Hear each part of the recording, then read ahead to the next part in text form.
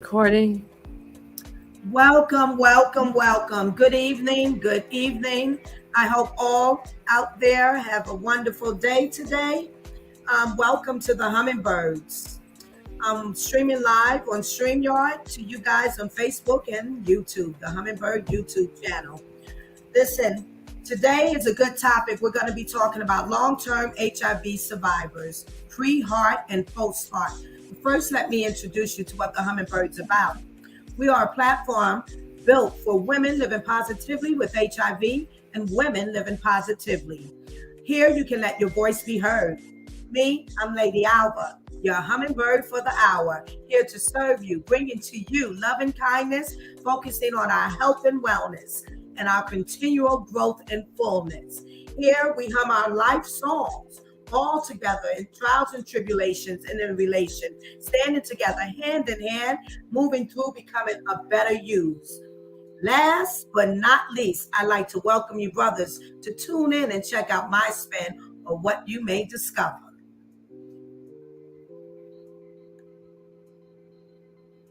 We welcome today Nancy Duncan. How are you today, Nancy?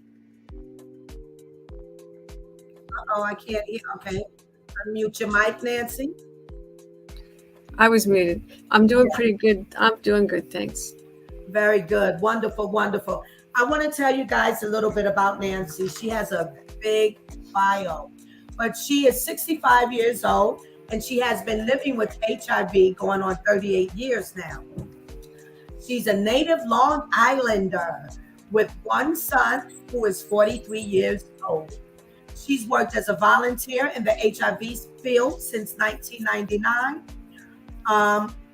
Long associate for AIDS care from 1999 to 2004, pre and post HIV counselor for 17 years at Planned Parenthood in Greater New York, 2004 to 2022. She became a New York State certified peer worker in 2016, and currently she sits on the board of peer review and client advisory at HAART Northwell. Yay, Northwell. She's currently working there as a peer at the Center for AIDS Research and Treatment with the RAP program. What's RAP, Nancy? I part of one of the grants I worked was retention adherence program. So that's a program with people who have viral loads or struggling with medication and or other issues that need extra help or whatever with managing their meds. Okay, there's more. There's a little more. I think there's a little more, and so that's the program and other multiple tasks since 2016. She says, 50 plus scholar and sits on the executive committee of the National HIV and Aging Advocacy Network since 2020. Nancy says she is very grateful to be here. I am very grateful that you are still here and here with me to share your story, your journey. Now, today we want to highlight, as I said, long-term HIV survivors. There are a few different categories of that. So we have what they call pre-HAART and post-HAART. HAART, that's HAART. That is highly active antiretroviral therapy. The pre-HAART people are the ones that were, that were infected with the virus when it was a death sentence. So we're going back to the early 80s, if not even before, but definitely the early 80s, and when it was a death sentence. And the post-HAART are the ones that were contracted the virus from 1996 on.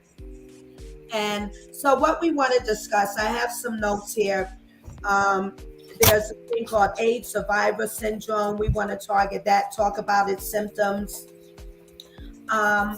what that feels like. I also want to tie into how it feels to deal with this virus in our bodies and still work. And I want to really bring that awareness to the workforce, to the corporate world, because human beings on their own have different things going on just to get to work and be at work and be competitive if they're in those positions, and and just and do what they need to do at work while getting beat up maybe by other coworkers and bosses. Well, from my perspective, it's even super harder for those of us living with HIV. So give me 1 second here. I want to change some notes.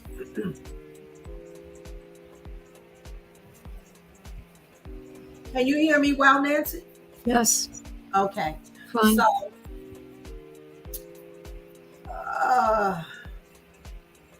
I want to read this first. Let me go here. I want to read something first because it ties into. I got myself set up with a monitor and stuff like that just to kind of. Now watch, I won't know how to work it. I gotta call my son. So do I. Yeah, I'm serious. I practiced today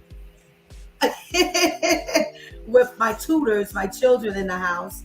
It's the next one I need to go to below that. And oh, my screen timed out. It's not over there. Hello? Oh, here. No, you got to keep going down. It's not over there. It's over here. I don't know. Oh, let me see. I know what I'm doing. I got to, there it goes. I got it. I worked it out. Thank you, though.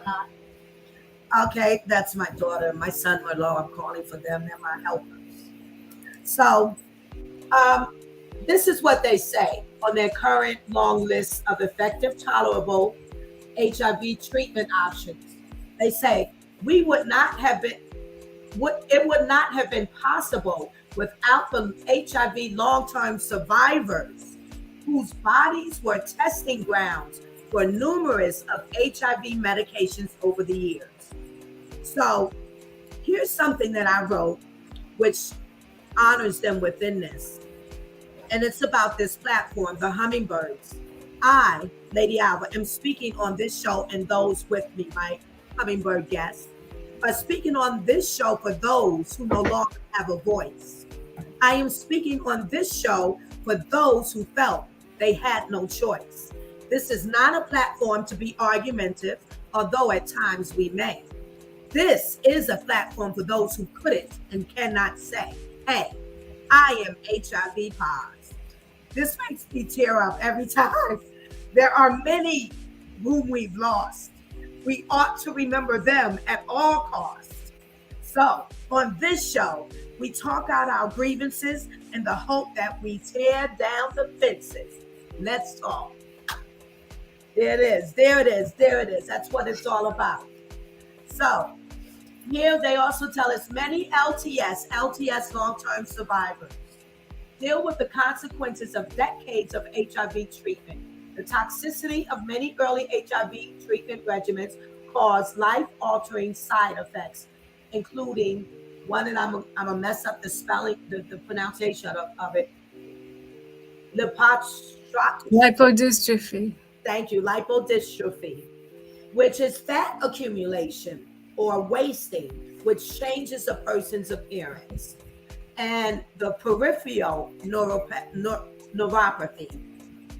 So, Nancy, I know you. I met you some time ago. I see you here over this virtual, and it looks like you're doing very well in the fat area. No, I was fortunate. I had a lot of stuff happen, but I never got lipodystrophy. But I feel like at times I did have a little bit of wasting syndrome going on, where I kind of was underweight and looked kind of gaunt in the face. Oh, okay. Yeah. And that's the wasting. I was going to explain to us exactly what the wasting is. Yeah, it's kind of a look, where you lose weight. Drawn in. Right. I kind of have it a little bit now, but I don't know why I lost weight. not without trying and not really sure why, but Mm-hmm. I don't know. Yeah.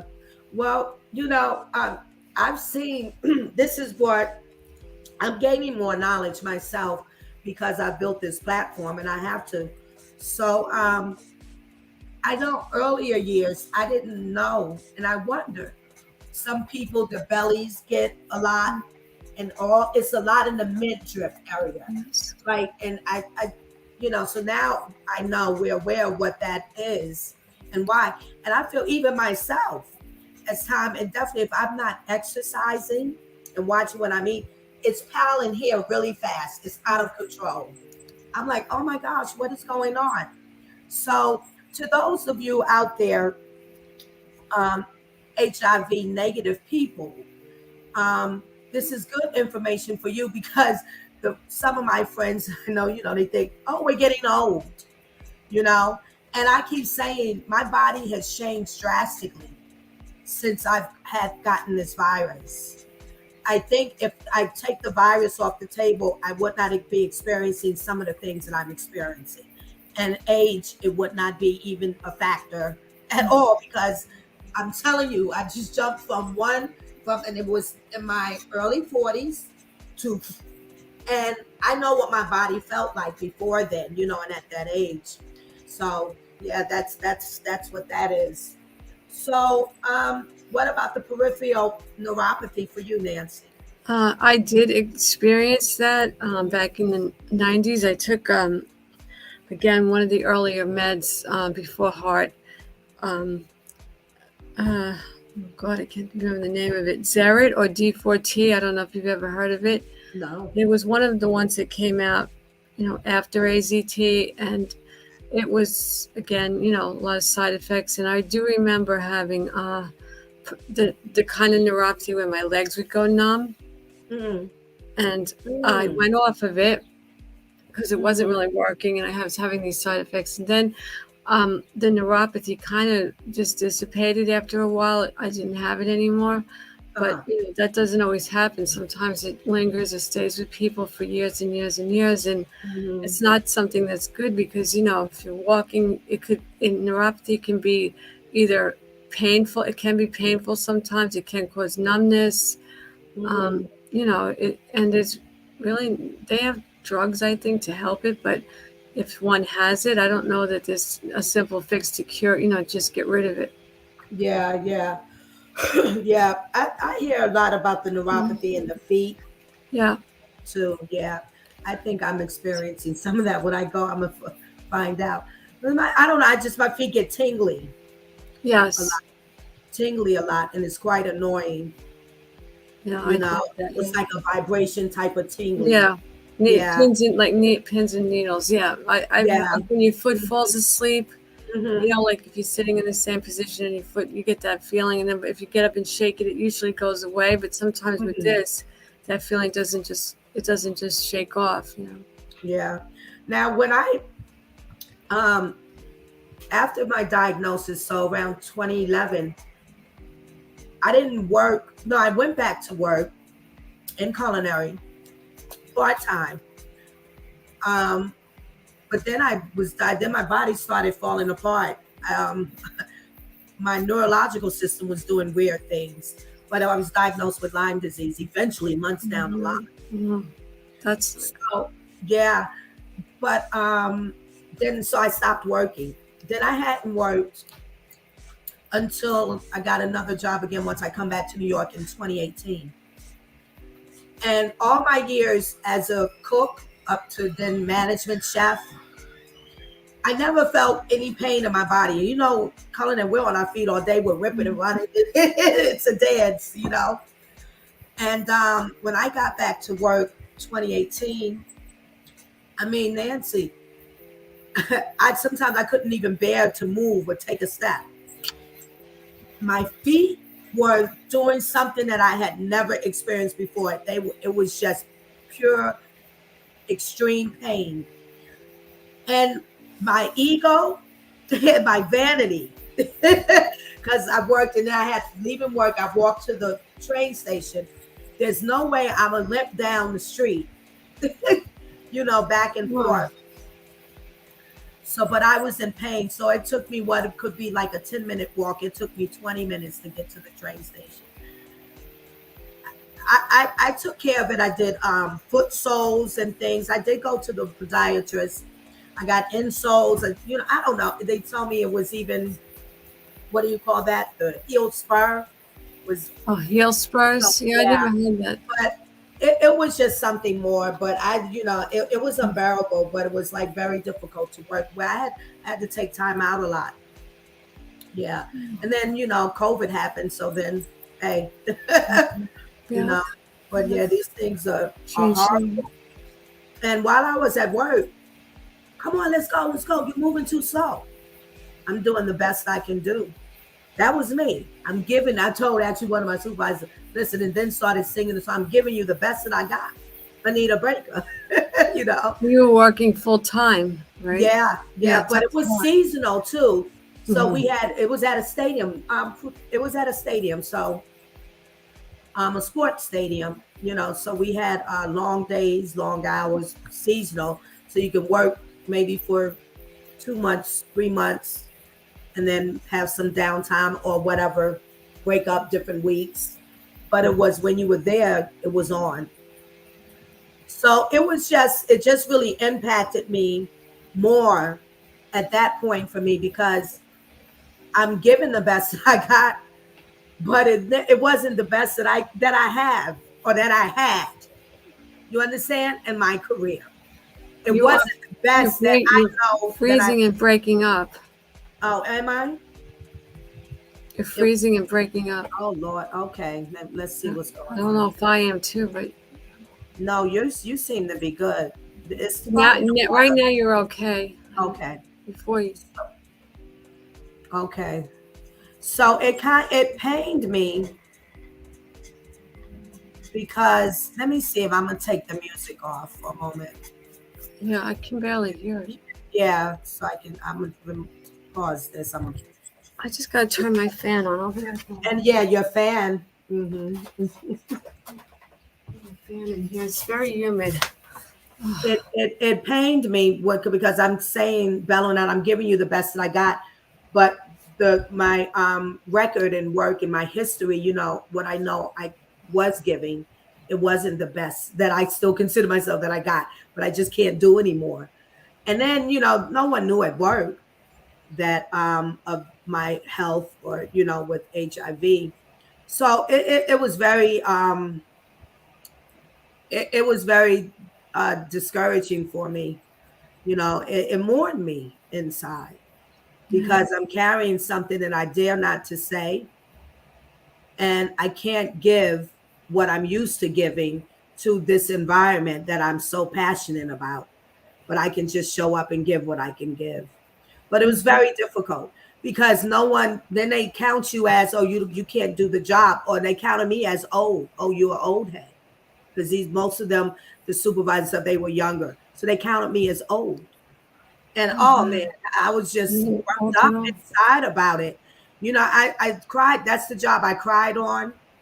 I took out days. I was crying in my sleep. Woke up in my sleep. I'm crying. You know. So you tell me, yeah, let's hear your journey on that, on what it is to be a long-term survivor, Nancy. How that felt for you, people that have gone, you survived. Do you have survivor's guilt, all that jazz? Well, being that I have been diagnosed so long, of course, along the way, I met a lot of people, other people who were living with HIV, either in support groups or through just socialization or whatever. And, I had back in the early 90s, I had like three really, really good friends, really good friends. And, they were like ride or die friends. And they all passed away before 95. And, I kind of thought I was going to be there with them, but they were just, I think about them all the time. I wish that they were still in my life because I never found people like them again that were just like, we Mm, just clicked. And just, it wow. wasn't just a commonality of having HIV. It was just, we just clicked. So anyway, when those people passed away, I thought I was definitely going to be next because, I almost did pass away in 1996, but it wasn't my time, obviously. And so when you think that you're going to die and then you don't, you think for years, then you're going to die. Mm-hmm. I threw clothes out. I didn't do any financial planning Mm-hmm. um, because for years I didn't think I needed to. So then, you know, time comes on, they come out with better drugs, Mm-hmm. and I'm still here. Mm-hmm. A lot of people I were gone that I still wanted them to be here, but they weren't. I would think to myself, oh, if they could have only held on one more year or 2 more years, they'd still be here. Still be So here. I Yeah, had that kind of thing going on, and and yeah, of course, I I asked could feel. myself, I wonder why they're gone and I'm not. What Mm-hmm. why? Which is something I will never know. But Mm-hmm. I was on disability. It was not working, and it felt weird to be like in my late 30s and to be like, retired or whatever you want to call it. I was Mm-hmm. retired. I was like, I was a postal worker and I had to go out Oh on wow. disability. Yeah, I was a postal worker and Mm. I went out on disability, whatever, Social Security disability. And Right, right, this went on for years, years, years. And now I'm still on and I'm not giving it up because I'm not cured. I, right. so it's like, I need to do something. I can't sit Mm-hmm. home. My son was getting older. He didn't really need me anymore for, things that he had done when he was Mm-hmm. younger. I just decided to, I hooked up with a AIDS service organization on Long Island and decided to join their speakers bureau and Mm-hmm. just go into schools and tell my story. Oh, Just nice. talk about how I contracted HIV, Right. telling people how, what to do to not get HIV. And it just felt good to do that. I felt like, okay, now my life is serving some purpose other than, just sitting home doing nothing, collecting disability. Mm-hmm. Mm-hmm. So I kind of like escalated. And of course, there was health problems here and there along the way. Mm-hmm. Just because I got those new meds, my virus was more under control. But there was other things. I had other things going on here and there that put me in the hospital, like pneumonia and Yeah. weird things that happened to Let, me. let me touch in with some things that you said in this Hmm. portion here. So I hear that you have a little bit of survivor's guilt, Yeah. and then you don't know why. Well, I'm going to say in those many others of us who are believers will say we those who survive whatever it is that they have survived is because there's still a purpose for you here Yeah. in this life, I and you I can know why, but it's up to you to No, sort that I out. think I do know why. Because Yeah. when I started doing this working and volunteering Hmm. in the HIV field, and I was, I know I understand that a lot of people are very private about their status, and I respect that. Yeah. But when I went public, I kind of like felt, okay, now I'm being part of the solution and not the problem now. And Hmm. if you don't like me because I'm living with HIV, then goodbye. It's like I don't Right. need you. Right. I Yeah. didn't experience a lot of loss, like family members and stuff. My family was like Hmm. supportive of me, but oh, no, I forgot what I was saying. What was I talking About purpose. Right. Purpose. Yeah. So I felt like I'm able to do this. I'm able to put my face out there and talk about this to other people and Mhm. maybe prevent, young kids, younger people, or anybody, Right. you know, just tell them, well, this is how I got it, and this can happen to you too if you're not careful, you know, and Right. how important testing is. I would talk to women all the time when I was working through Planned Parenthood. We did so much street outreach, talked to so many people, and we would go in beauty salons and nail salons Mhm. and just talk to women. And, you know, they all seemed to think if they were married that they were immune. Yeah. You need to Yeah. Well, worry about that's wonderful. That's I I I I believe in certain, if it's not every tragedy, well, that one you experience as an individual that brings trauma to your life. I think it is the great thing. It is a courageous thing. It is needed to speak up about it, to do something in some kind of way concerning that thing that brought trauma to your life, to help Yes, others. Because what other better people to do that but the ones who are experiencing it, exactly. And it helps to heal ourselves, Yeah. and it brings awareness to others on how we now, because of these things, we may need you to be concerning us. Because Yes, we're you're so different. right. We It have to helps be other different people. with ourselves. And many of us don't even like that we have to now be forced to be different with ourselves. I'm still in disagreement with it that I have to be different with myself. But I am. Truthfully, I am still in disagreement with it, but I agree to be in disagreement with it. So I have Yeah, I get it. to do. But it's quite annoying, and it still at times mourns me, you know. Now also you mentioned about end of life planning, Yeah. and I know that's something else. And you said you just start giving away stuff and everything. I did. I don't Yeah, really do that now, but now yeah, with and you're like, well, what happens, if I get to this yeah. point where I can't take care of myself? Right. Is anyone going to be there for Right. me? Am I So going I to? learned that there are life insurances. I can't quote them. I will do more due diligence on that. Right. That are now offering life insurance for people that are HIV positive. But it's not Do a you know lot, about right? that? I've heard of. I know that like, what's that company? There's a couple of companies that will give you life insurance without any questions asked. But I think that the most you'll get is maybe $10,000. Um, Hmm. it's like kind of burial insurance, Right. really. Hmm. Uh, I don't really have life insurance. I wish I did, but Hmm. for my son to have, but I don't have it.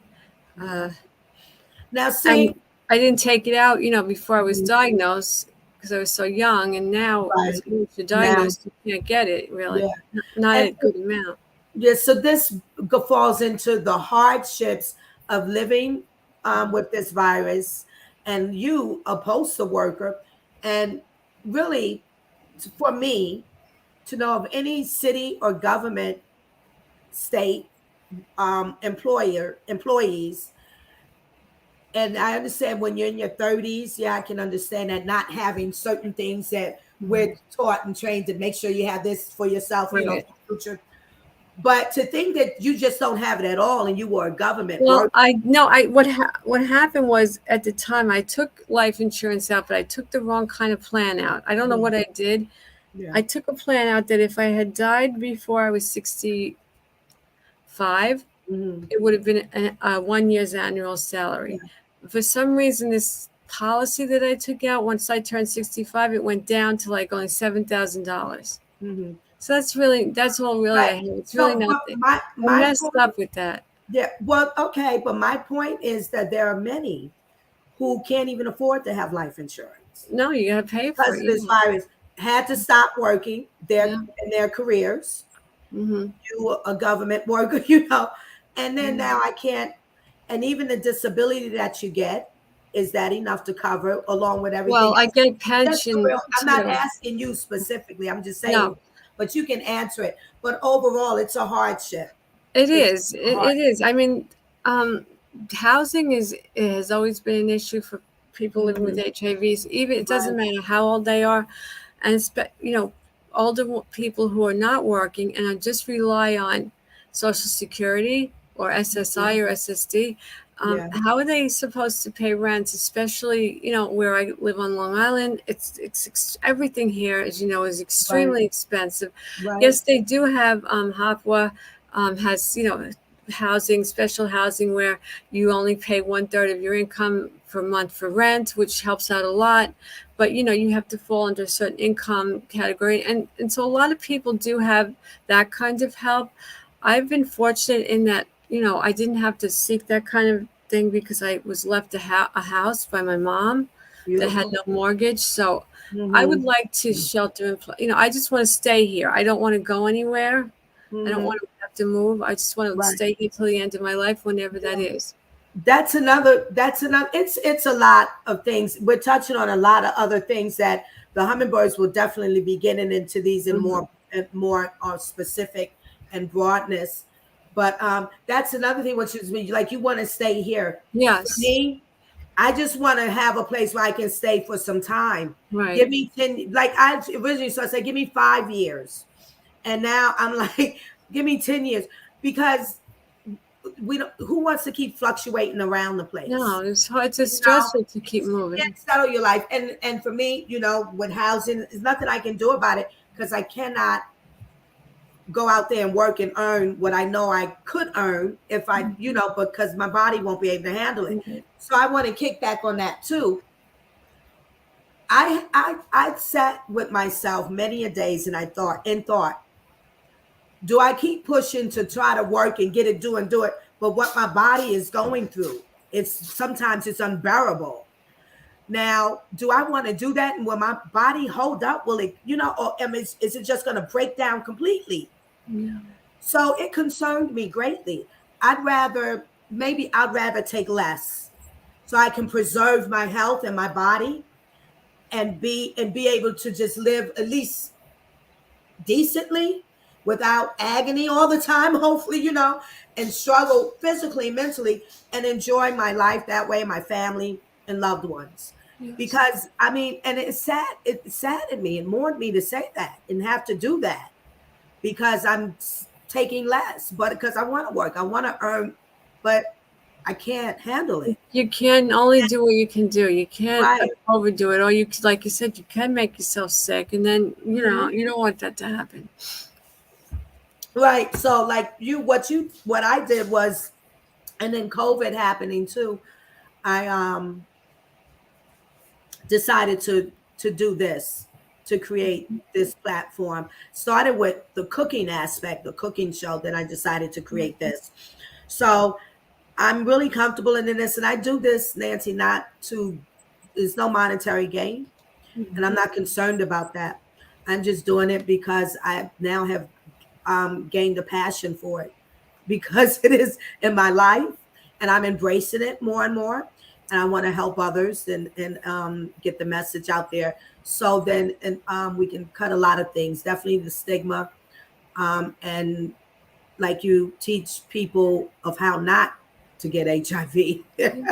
Yeah, because This awareness is so yeah, important. People yeah. think that it's gone away or nobody has it. And I don't know. Oh, what happened? She cut off.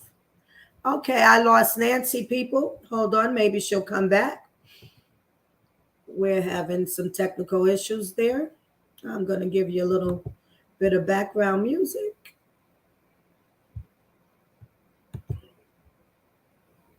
Probably have to call her. Here she comes. Here she is. Sorry, maybe I hit something. I don't know. That's okay. Yeah. Sorry. So moving on, I want to talk about some of the things and let the people know um, the things that our bodies feel and go through having HIV. So you do have treatment fatigue and tolerability. Treatment fatigue, physical or emotional weariness with taking HIV drugs, and that leads many long-term survivors to have difficulties. Does that affect you? What, taking the medications? Yeah, the I treatment. don't. I've been taking these meds for so long, and I'm just so grateful that they found something Mhm. that's working for me. So I just take, and I have to take. A lot of people just do the once a day. I have to do twice a day because my Okay. regimen is a So, little more complicated because I have a lot of resistances. uh-huh. So I take meds in the morning and at night. But Okay. no, that doesn't bother me. Taking Mhm. those meds, and I don't think that I really the combination I'm on now. I don't think I've experienced any any really adverse side effects that I know of. Okay. It's keeping me undetectable. Right, right, which Mm. is super important. Like I said, I have to be careful because Mm-hmm. I have so many resistances that I Mm-hmm. don't want to mess around. If I'm on something that's working, don't, if it's not broken, don't fix it. Just stay on That's it as right. long as I can. Because I was on something for 15 years and all of a sudden I spiked a viral load. And I said to my doctor, I never skip meds. And she did a genotype to see what was going on. And I became Mm-hmm. resistant to one of the medications. So I was like, okay, what do we? So she found another, it took her a while, but she's a very smart doctor at the clinic, Dr. Marcia Mm-hmm. Epstein. And she found another combination for me that would work. And Good. I've Good. been on this now for about 3 years, and so far, so good. I don't know what's going to Oh happen. wow. Wow, that's The something. resistant thing is scary because, Yeah, I've heard about it. I'm told about it, to make sure you don't miss yeah, your and it doses. can happen even if you don't. I never missed doses, and I just became resistant And to. resistant. Yeah, Wow. and I knew because I spiked a viral load. It wasn't a high one, but I knew something was going on because I'd been undetectable for so long. Mm-hmm. And she repeated it again. It was like under 100 copies, but it was still not undetectable.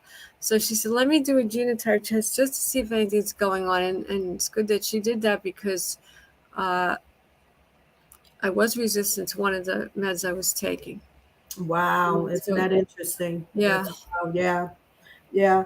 So okay, and then we have the inflammation in the human body, which is a natural response to treat or to threat or damage. Natural response to threat or damage. So, do you experience? Doesn't look like you Well, experience now inflammation, but inflammation. Well, they say the like if you inflammation have. is inside, It's but the sometimes inflammation, the HIV alone causes chronic inflammation right, 24/7 in right, your body. So your yeah, body is constantly fighting inflammation, but right, the meds do help that. yeah. So, if you are undetectable, I guess the inflammation level is lower. But I've had osteoarthritis in my hands for like 15 years now, and I got it really young. And that's a form Mhm. of inflammation that it never went Yeah, away, yeah. and there's no cure for that. And that's like another reason why I think that HIV advances aging, because who gets All these I things don't know like too that. many people that have arthritis in their hands in the early 50s. Right, I was right, like, why do exactly. I have this? It's like, and Yeah. osteoporosis also very young, Mhm. in my Mm, 50s. wow, Yeah. wow. And do you take anything for your inflammation? Gabapentin or no? No, for my hands, no. I'm just so used to it that I don't take any. I mean, sometimes on damp, cold days, I might have to take ibuprofen, but I just live with it. It's like Mhm. I don't want to take a lot of pills that I don't have to. Yeah, yeah, So yeah, I don't. I just live with it. But yeah. chronic, as you get older, chronic pain is something that comes along with it. I think that's the case for everybody. Yeah, yeah, I get it. And the inflammation. Mhm. And like I said in our previous live with Dr. McGowan, I feel a lot of things in my body when it's happening internal. I can feel these things. And it's just super uncomfortable and bothersome, painful. Right. Well, these are all things that we, as long-term survivors aging with HIV, want more awareness of, because we are the first generation of people Hmm. to be aging with this virus. Right, There's never been anybody before us, right? right. So this needs to be like an HIV doctor is what we go to manage a virus. But they're mostly concerned with keeping your virus under control. That's their job. They're infectious disease doctors, HIV. Mhm. So now you have to go out to other doctors for all these other problems, Right. because it can be like your health is like so many doctors, because I have this, I have this, I have this, and you have Hmm. to go to specialists. Like I have to go to a neurologist. I have to go to an endocrinologist. I Wow. have to go to a I'm telling you, I go to everything. Everything. Cardiologist. So Yeah. what do you think? Should it be like under one roof or should it be? I was reading the article. It's a Okay. gentleman who's HIV positive and he's advocate for it and for geriatrics. I've Yes. heard of he's saying they need geriatric HIV Geriatrics. Yes. doctors. Yes. I have heard that too. that they Mhm. need to incorporate geriatric care into aging with HIV. I don't know Yeah. how that can be done. Because like I said, all the doctors that I go to are mostly in the same health system. Mhm. So like they can see my records and everything when I go to them. They can see what's going on with other things in my Right. health and other doctors. So I try to keep it all in one system. That way Me too. everything is collaborated and they can see it. That's how I do it. But I have not yet seen a geriatrician. I know they have them. I don't know what people I'm not really sure what they do as far as a person aging with HIV. I don't know what they would do for that person, but I Mhm. know that maybe they can help. If I've never gone to one though, I don't know anybody that's gone to one either. Yeah, you brought up an something reminded me. I myself too, once being diagnosed and and becoming aware of now how I have to care for myself, how many times I have to go to the doctor and all these things concerning just the virus. Yeah, So that was the doctor that I had just for the virus. Anything else for my health care, I was always good about if I had my gynecologist. I wasn't a woman shying away from health care for myself, right. regular GYN appointments and things like that. That's important to keep up with that. Right. But now I have this HIV doctor, and then other things are happening in my body. Well, let's see what that is. You have to go to see this doctor. I'm Yep, all over the place. I know. Then when I go to these doctors and I tell them about me, they don't know for what this doctor. Now I got to get records. I got to fill. I stopped it. Nancy, I was like, wait, That's why I keep it all in one yeah. place. So what I did, I kept it all at Northwell. Yeah, I said, no, it's just the can easiest I way. do everything here? Because this is just overloading me. It's too much. You have to. This It's way you don't have not, to worry about transferring they weren't records. right. They weren't connected yet as it Right. is. Like we have all of this online, where you get your medical records, you sign up. Mm-hmm. It was still you had to sign or the form and get it transferred. And Right. I said no, I can't. So I do everything there. So this way, sometime I go if it's a new doctor or one that hasn't seen me in a while. Look, I'm right in the system. I do everything here at Northwell because Right. then I get tired of telling the same um story of what meds I take. I get tired of writing it too, Nancy. I know. And everywhere you go, they ask the I same don't know. It's in the questions. I system. know. Please look it I know. up. Please look it up. They still ask. I don't know why. I They know. have it on the chart, the electronic chart. It's all on there. But Yeah. they always ask. I Yeah, don't and I want to make this clear because I don't want me and I don't want you. I don't want us to sound like when. No, I know. But no, No, I'm women just saying, but sound it's tired. true. They Right. do. You get it's a The truth. sense of the tiredness says, listen, I have my daily life going on. I'm still a mother. Two of my children are still in my house. Hmm. One is still a teen, So, and then I have myself and whatever I have to do. But it's just, why do I have to keep doing the same regiment when it's in the system? Because I have to manage my energy levels. It's a real thing. Yeah. It's a real thing. I remember a time when it was hard for me to pick up a pen and pencil and write.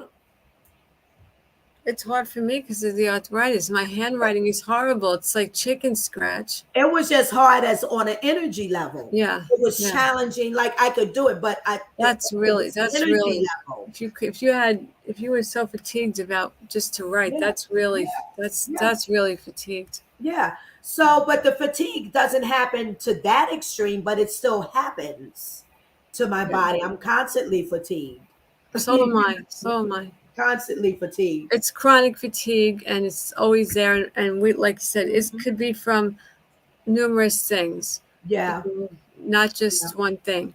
So I think that that is something that we have to learn how to live with and manage yes, as best we can. Try to sleep, get a good night's sleep if we can.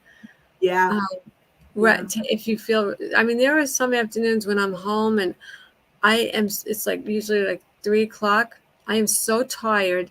I sit on the couch and I just pass out. I can't keep my eyes Hmm. open. Hmm. And that's Hmm. not even a day that it just happens. And I Yeah, say, yeah, okay, I'm going to go with this. And my body needs to sleep. So I do it. Yeah, Maybe yeah. just 20 minutes. Sleep is very important for any human It being, is. It HIV is. positive, HIV negative. Everyone. It's important for Um, everyone. but mine can fluctuate. And then I have the anxiety. So I can be I really have. tired, but then anxiety might kick in, and it's like I'm in the middle, like it's a crazy place.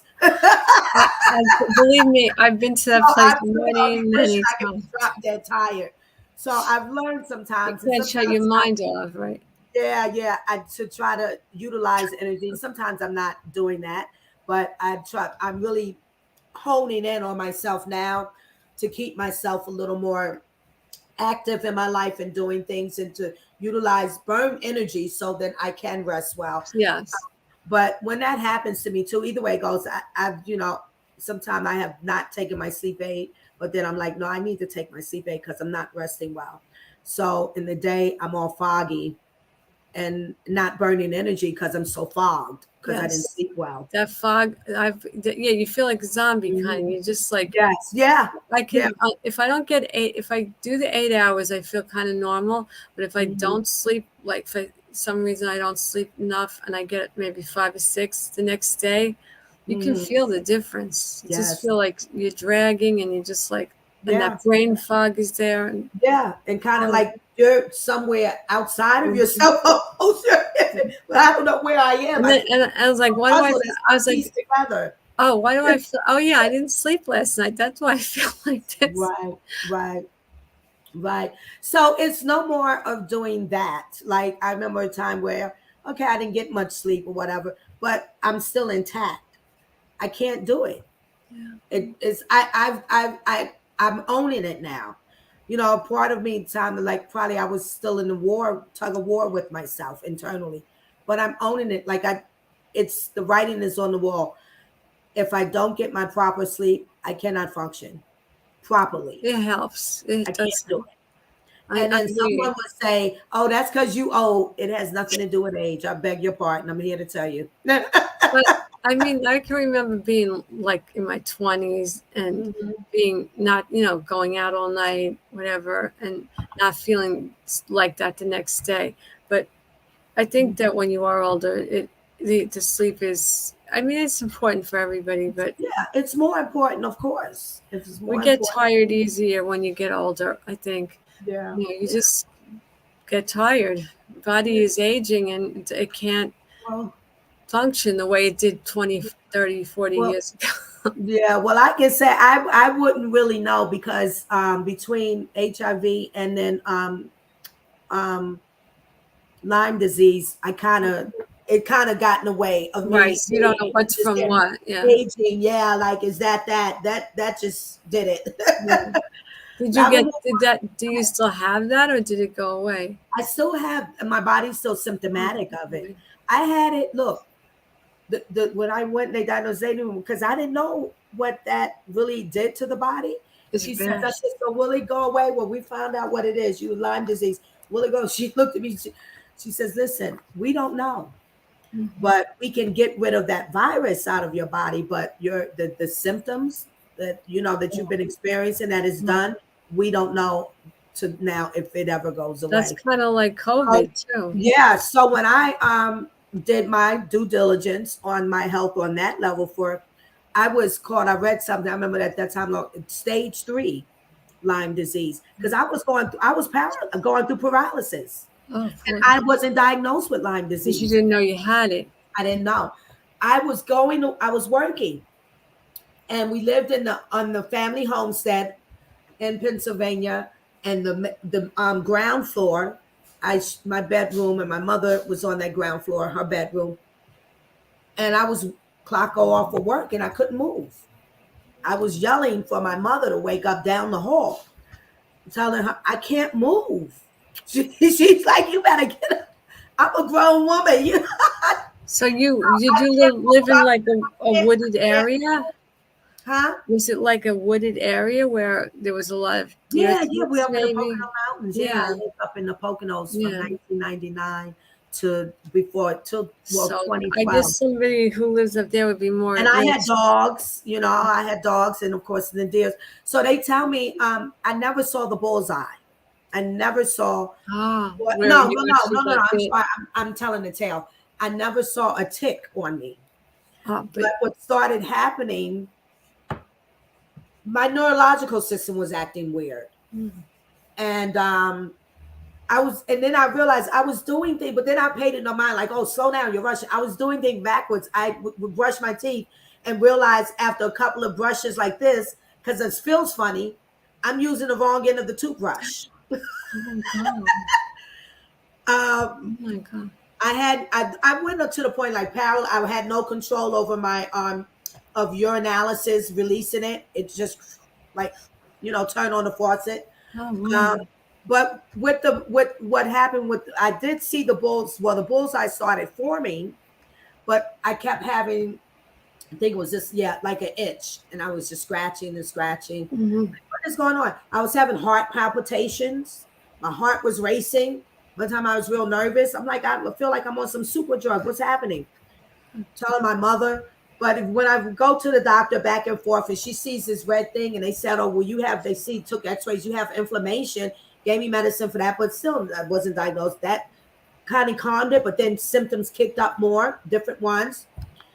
And then it was this red circles. She was like, let's check you for Lyme disease. That looks like it's a bullseye. Yeah, What's a bullseye? So I wound up Lyme disease. This was crazy. Yeah. mm-hmm. So I'm left with some of those things, and I think the fatigue has a lot to do with that. Yeah, My brain, maybe. sometimes the wackiness of it, sometimes.